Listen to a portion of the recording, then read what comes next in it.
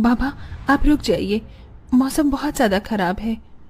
मुझे तो समझ नहीं आ रहा, ये दिन पर दिन मौसम खराब होता जा रहा है। अगर ऐसे ही चलता रहा तो मजदूरी नहीं कर पाऊंगा और घर में खाने को एक दाना तक नहीं आ पाएगा। तभी बहुत तेज आंधी तूफान चलता है। अरे देखो जरा देखो, कितनी तेज तूफान चल रहा है। अरे महेश बेटा, तू झोपड़ी के ऊपर तिरपाल तो लगा कर आया था ना? हाँ बाबा, लगा दी थी तिरपाल। और उसके ऊपर तूने ईंटें रखी थी या नहीं? बाबा, ईंट रखना तो मैं भूल गया। महेश के इतना कहते ही झोपड़ी के अंदर बारिश की वजह से पानी टपकना शुरू हो जाता है। हे भगवान महेश, तूने ये क्या किया? तुझे मैंने कहा था बारिश और तूफान तेज है, तुझे ईंटें रख देनी चाहिए थी। मुझे लग रहा है कि तिरपाल उड़ गई। चल चल मेरे साथ चल। अब तुझे मेरे साथ भीगते हुए मेहनत करनी होगी, नहीं तो पूरे घर में पानी ही पानी भर जाएगा। देवेश इतना बोल ही रहा था कि घर के अंदर वाकई छत से पानी टपकने लगा। हाँ पिताजी, आप सही कह रहे हो, चलो चलते हैं जल्दी से। दोनों बाप बेटा बारिश में बाहर निकलते हैं और झोपड़ी की छत पर तिरपाल को सही से लगाना शुरू कर देते हैं। अरे बेटा, ईंट को अच्छे से रखना, कहीं ईंट गिर न जाए। ठीक है पिताजी, सही सही रखूंगा। महेश इतना कहकर अच्छे से ईंट से तिरपाल को दबाने लगता है, जिससे छत ढक जाती है और झोपड़ी में पानी टपकना बंद हो जाता है। लेकिन इसी के चलते हुए बेचारे दोनों के दोनों बहुत बुरी तरह भीग जाते हैं। अरे चलो बेटा, बहुत ठंड हो रही है, बाहर घर में चलते हैं। चलो, बरसात में मौसम बिल्कुल ठंडा हो गया है। हाँ पिताजी, आपने बिल्कुल सही कहा, चलिए। जब दोनों बाप बेटा घर के अंदर आ जाते हैं तो मेघा उन्हें सूखा कपड़ा देती है और अपना शरीर पोंछने के लिए कहती है।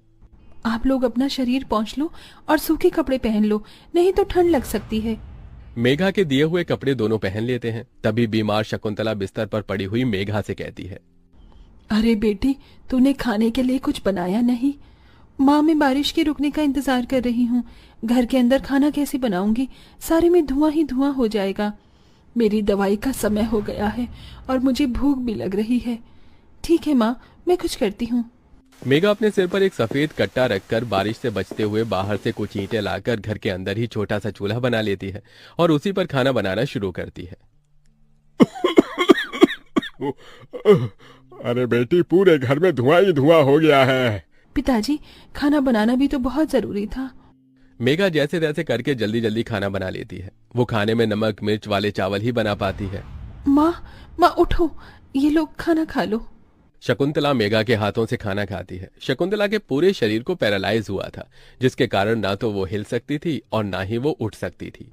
मेरी प्यारी बेटी, इतनी कम उम्र में तेरे ऊपर कितनी जिम्मेदारी आ गई। हम गरीबों का कुछ नहीं हो सकता है।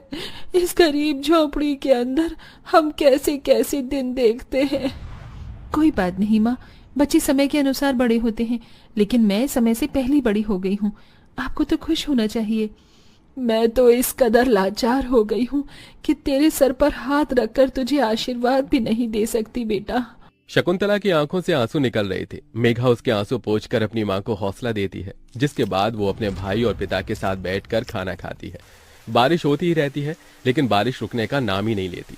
खाना खाकर वो सभी सो जाते हैं। आधी रात के समय जिस तरफ शकुंतला का बिस्तर होता है, वहां पर पानी टपकना शुरू हो जाता है। अरे ये क्या, पानी टपक रहा है। मेघा, मेघा, लगता है सो गई। अब मैं क्या करूं? ये पानी तो धीरे धीरे टपकता ही जा रहा है। शकुंतला रात भर अपने ऊपर टपकते हुए पानी को ऐसे ही झेलती रहती है, जिसकी वजह से सुबह तक उसके पूरे शरीर में बुखार फैल जाता है। अरे अरे, ये क्या माँ, आपको तो बहुत ही बुखार हो गया है। रात भर ये झोपड़ी की छत टपकती ही रही। मैंने तुम्हें उठाने की कोशिश की, लेकिन तुम्हारे तक आवाज नहीं गई। ये सुनकर मेघा को बहुत अफसोस होता है। वो सूखे कपड़ों पर अपनी मां को सहारा लगाकर लिटा देती है और उनके कपड़े भी बदल देती है। लेकिन तभी अचानक से गांव में बाढ़ आ जाती है। अरे अरे, ये क्या हो, यहाँ तो पानी भर रहा है। अरे लगता है गांव में बाढ़ आ गई है। अरे हम लोग क्या करें? अरे बेटा महेश, अरे भाई, अपनी माँ को कंधे पर उठा, नहीं तो हम सभी बह जाएंगे। अरे पानी में कोई जुगाड़ करता हूँ बेटा। देवेश फौरन घर के बाहर जाता है। जहां वो आसपास देखता है, उसे एक रेडी दिखाई देती है। देवेश उसे लेकर आता है, जिस पर शकुंतला को लिटा देता है। अरे चारों तरफ पानी ही पानी हो रहा है, हमें अब यहाँ से जाना होगा, नहीं तो पानी में हम डूब जाएंगे। तभी अचानक से उनकी झोपड़ी पानी में डूबकर बह जाती है। हमारी